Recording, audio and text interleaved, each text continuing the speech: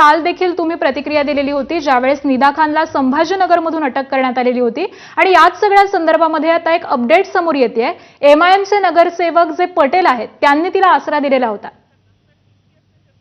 मी कालच याच्याबद्दलचं माझं मत मांडलं होतं आणि काल मी स्पष्टपणे सांगितलं की माझ्याकडे जी अधिकृत माहिती ती अशी आहे, ती पकडली गेली, तिची आई पकडली गेली, तिची मावशी होती आणि ज्याच्या याचा आश्रय घेतला जवळपास 1.5 महिना। तुम्ही कायदा घटना मानता ना, हा जो काही इंडिया जातपात करतो ना, मुस्लिम आहे हिंदू आहे, अरे हिंदू मुस्लिम कसलं आलं? तुम्ही त्या आरोपीला लपवलंय ना, हे तरी आता मान्य करा ना।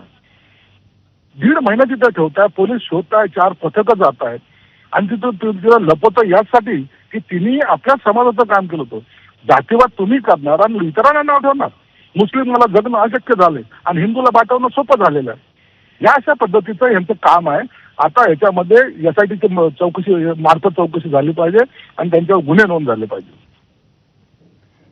शिरसाटजी, या सगळ्या संदर्भामध्ये आपण आता पुढची नेमकी भूमिका काय घेणार आहात? आपल्या पक्षाची भूमिका काय आहे आणि मुख्यमंत्र्यांशी या संदर्भामध्ये तुम्ही काही बोललात का? मी मुख्यमंत्री साहेबांशी बोलतोय आणि त्यांना भेटतोय पण यासाठी चौकशीची मागणी करतोय। आमच्या पक्षाची भूमिका हीच राहणार आहे की अशा पद्धतीने धर्मांतर करून घेणारे जे लोक आहेत त्यांच्यावर ही कठोर कारवाई झाली पाहिजे, त्यांना मुकोका लागला पाहिजे। बरं, धन्यवाद शिरसाटजी, या सगळ्या प्रतिक्रियेबद्दल, आमच्याशी बोललात याबद्दल आभार आपले।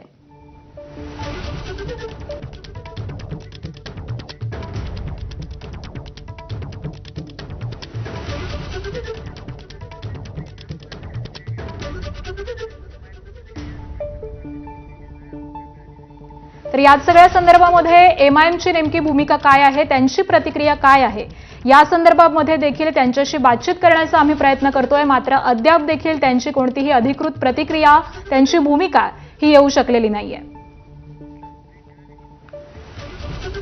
तर या सगळ्याच महत्त्वाच्या अपडेट्सकडे आपलं लक्ष असेल, पण तुर्तास बुलेटिनमध्ये एक छोटासा ब्रेक घेऊन लगेच परत